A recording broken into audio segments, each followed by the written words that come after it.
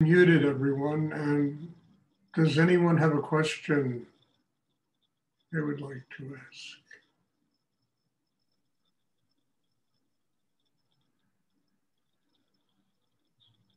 ask? Hi, Stuart. Yes, Larry. As we go deeper within ourselves and build a stronger chakra system, does that lead us to the realization that our life here in this world is about service to others? It's about what? Service to others. Yeah, look, the best anybody can do on this planet is be a servant of God and a servant to the human race. It's the best you can do. The highest position on the planet Earth is literally to be a servant, unconditionally. And in order to get there, we have to get past our ego, our thoughts, what we think is right, wrong. We have to begin to listen to life. We have to begin to open to life being this amazing teacher, to arrive at a place where we're not the master, we're not the, we're not the kingpin, we're not the, the don or whatever, the chief guru. We're the servant. We are the servant of life. We're also the servant of God. And we're a point in a triangle that makes that possible because we've done the inner work to get ourselves strong enough to live that way. In our modern world, or maybe in any world, this is a very scary proposition because we're taught from the earliest periods of our life to we gotta be the masters, we gotta lead, we gotta be the best. Well, if you want to be the best at anything, learn how to get strong enough in life to unconditionally love people. I mean, when I look at people sitting in these classes, my job is to serve everyone who comes. My job is to serve God and to serve everyone that sits here. That's the best I can do. And in order to do that, a lot of Stuart had to go by the wayside, A lot of the things that I thought I wanted in life, had to go by the wayside. And certainly it brought treasures that were beyond all of my comprehension in the way my life has unfolded since I began to do that kind of thing. And it wasn't me doing it. I had to do the work, but it was the energy of spirit that allowed this unbelievable thing to manifest that I could have never dreamed up in the first place.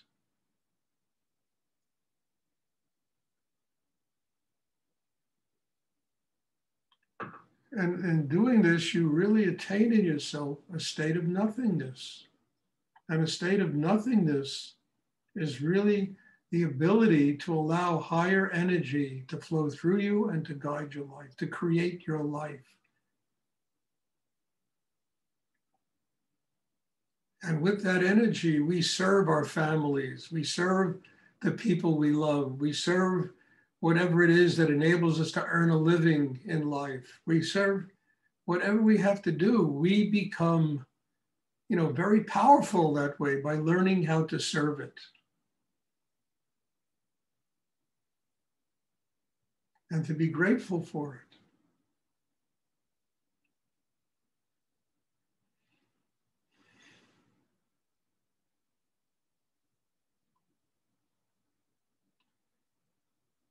I mean, whatever position one has in life has to be surrendered. I mean, for years I was a guru. People would come up, kiss my foot and kiss my hand, and I had all that stuff. And I finally had to let go of it because it was keeping me from having a spiritual life. I had a position. I had a position. I had to let go of that position in order to continue to grow. To be, they wanted me to become a Swami or this, to have some fancy Hindu name that, all these people have. I had to let go of it all. I said, no, I'm not going to grow if I do that. I said to myself.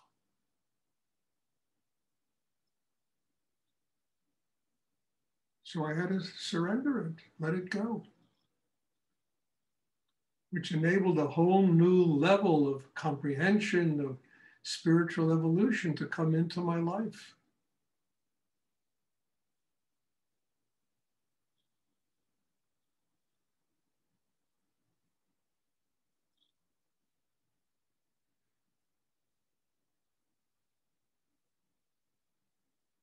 I mean, even Rudy, who was made a Swami in India, he used to tell me it was embarrassing for him to be called Swami Rudrananda.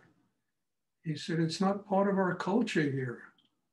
And he's right, he was right, it's not. And it was always embarrassing to him when people used to call him Swami Rudrananda. He used to kind of blush when people would call him Swami.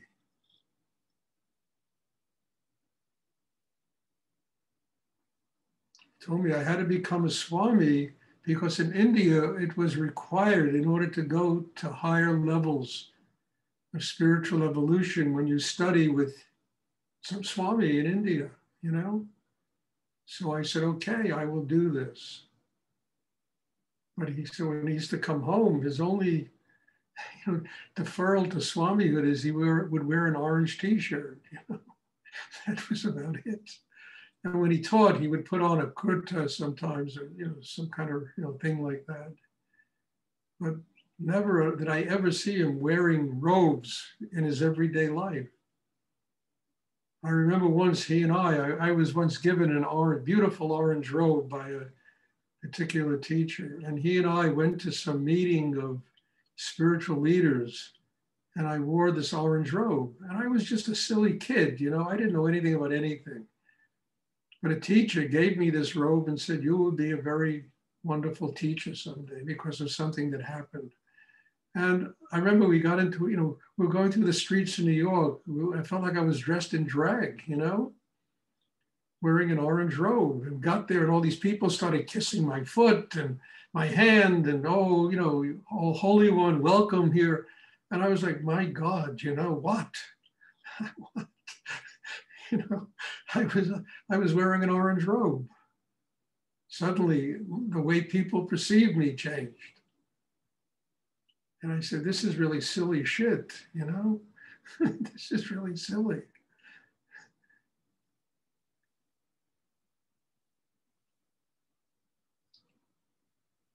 So all of these things led up to one day me saying, no, I need to go beyond any position that I have in life, beyond it. Because whatever it is, it becomes my limitation.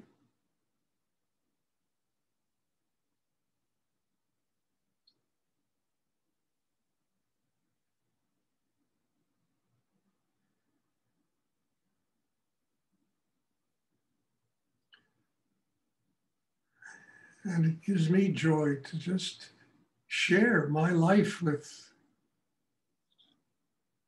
all of you, Gives me great joy to do this, to serve life, to serve God.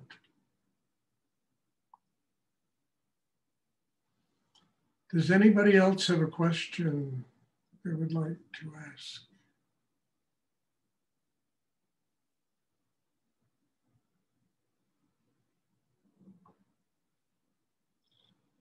יש לך שאלה לשאול? Hi. It's good to see you. Does somebody have a question? Or? יש לך שאלה?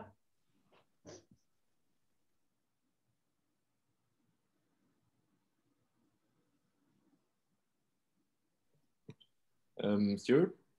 Yes. Rudy wrote about separating the spiritual from the physical, like the first level of evolution or something like that. Could you speak about that? That's exactly what I've just been talking about. You separate the spiritual from the physical by having this depth of surrender inside that enables you to let go of whatever position, whatever you have attained in life. It doesn't mean you don't do it. It doesn't mean you don't work every day to earn a living. You don't love your family. You don't, try to nurture the people in your life. It just means that you get detached inside. You are not emotionally strung out in all those things. and you separate the physical from the spiritual. That kind of separation enables you to nurture people much deeper because you're not blinded by all the emotions and all the drama that goes on in life, the soap opera that goes on in life. And the spiritual begins to separate from the physical. And then when we leave the planet, we finally take a state of samadhi, or we just die, or whatever it is. It's the soul that is leaving the body, But we have consciously made this possible while we're living here.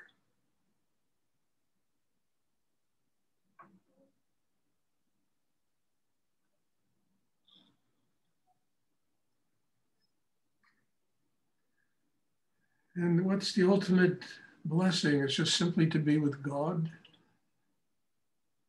And I think another blessing is to come to the earth to learn how to do this. That's why we're born here, to learn how to do this. It's the reason we come here.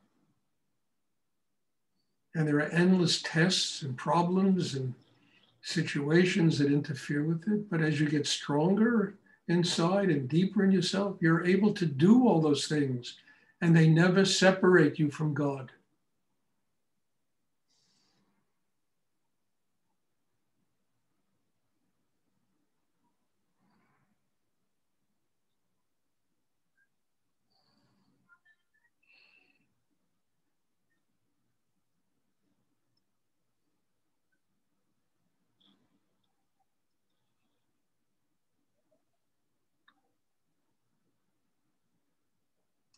Does anyone else have a question they would like to ask?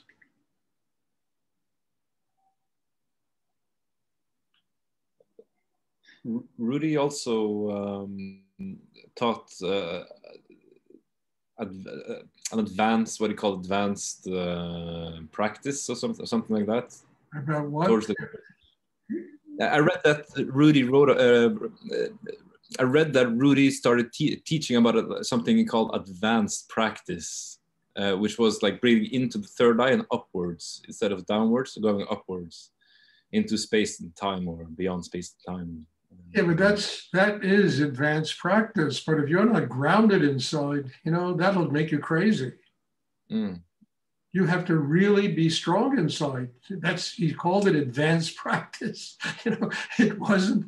It's like a PhD in meditation practice, but you got to fill in all the blanks between point A and point B. Until you're ready to do that kind of practice. Mm. I mean, here I have to be pretty basic with people, but eventually it leads into that type of practice, which is breathing to the top of the head, working with the third eye, all that kind of stuff, which I learned from Rudy. But you gotta, you can't build a pyramid from the top. You gotta start putting in stones and then eventually coming up to that eye, which is at the pinnacle of the pyramid, And once you put in all the stones, these things just happen organically. You're ready, and the universe will teach you these things. You're ready for them. When I was ready to learn Tantra, the universe taught me Tantra. When I was ready to learn this advanced stuff, that Rudy taught, it just came. I was strong enough and ready inside to learn these things.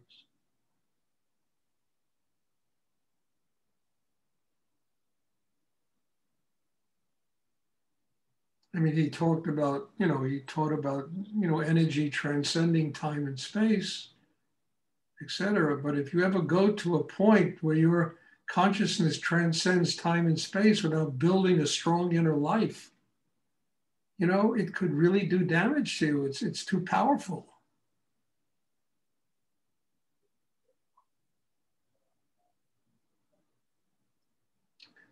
So what we're doing here is putting in the groundwork, and then all the rest of it comes organically. It will come.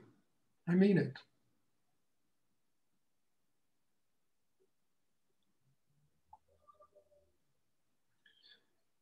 We'll be continuing doing this after Corona is over Zoom.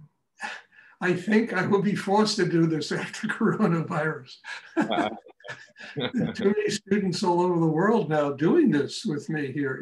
I mean, look, on a Thursday and a Sunday, there's 50 to 60 people that attend these classes.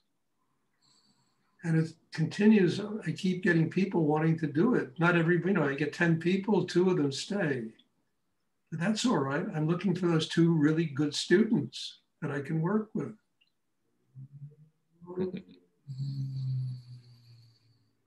Yeah, I think I am, and also I'll tell you honestly, in 2019, I traveled 98,000 miles, to 3 or 4 different continents teaching this meditation.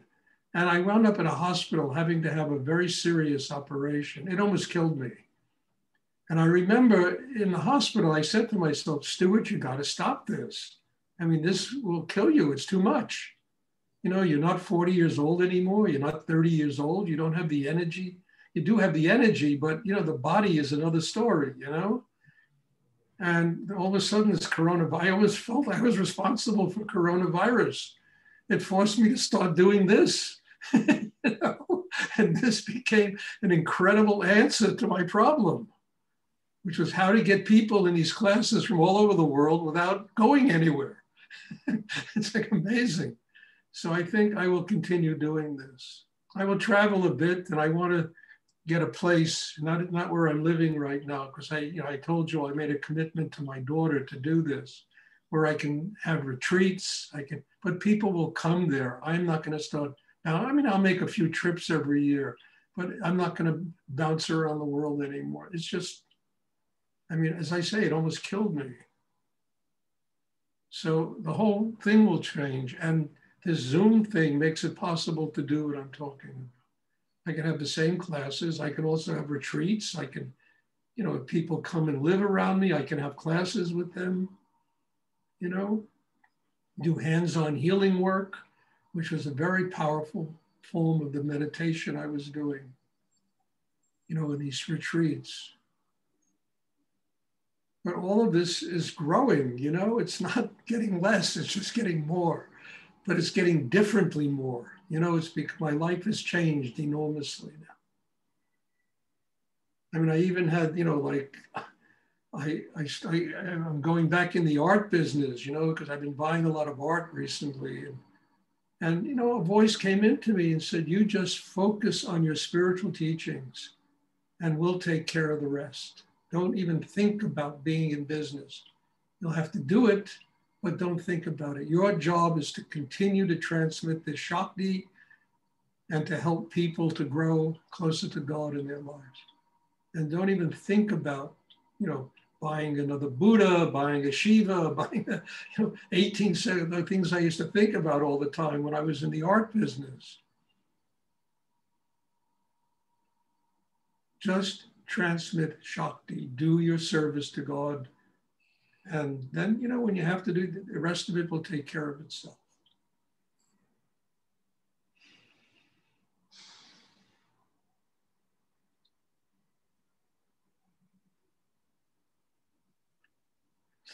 My sister, my daughter, walked in my bedroom the other day. Said, my God, you're living in a museum here, Daddy.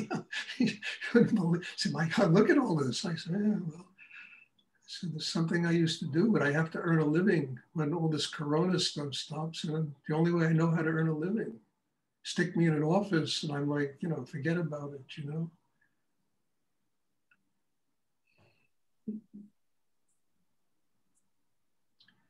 Does anyone else have a question they would like to ask?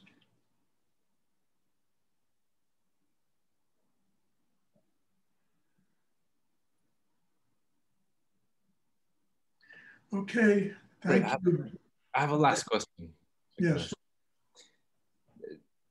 The ego seems to want to perpetually, constantly just grow and change. And I'm wondering, should we let go of the ego? Should the ego grow as we expand as human beings also? That also sort of becomes an adult? Or Look, the ego. Look, the ego will always interfere with your spiritual growth because it's a product of the earth. It's a product of your own mind, the image you have of yourself and who you are, and it will trap you in karma. So the whole purpose of this is to get so strong inside that the ego diminishes. And it's the energy of God's spirit that really determines how you live your life every day. I mean, there's always going to be ego. If there wasn't ego, we wouldn't be living here. But we have to be much stronger than the ego and not allow ourselves to get caught up, in that, voice that wants us to dominate, wants us to be, to make other people into our servant, to have this power, this transient power that people struggle so hard for in life. It's like in Shakespeare, it's tomorrow and tomorrow and tomorrow. Creeps in this petty pace from day to day until the last syllable of recorded time. That's the ego. Life is but a passing shadow, a poor player that struts and frets his hour on the stage and then is heard no more. I mean, that guy, after I read that, I said, why write books? He said everything. It's a tale told by an idiot, full of sound and fury, signifying nothing. It's the most profound thing. What a lesson about where the ego takes us. A tale told by an idiot, full of sound and fury, signifying nothing. That's where the ego takes us.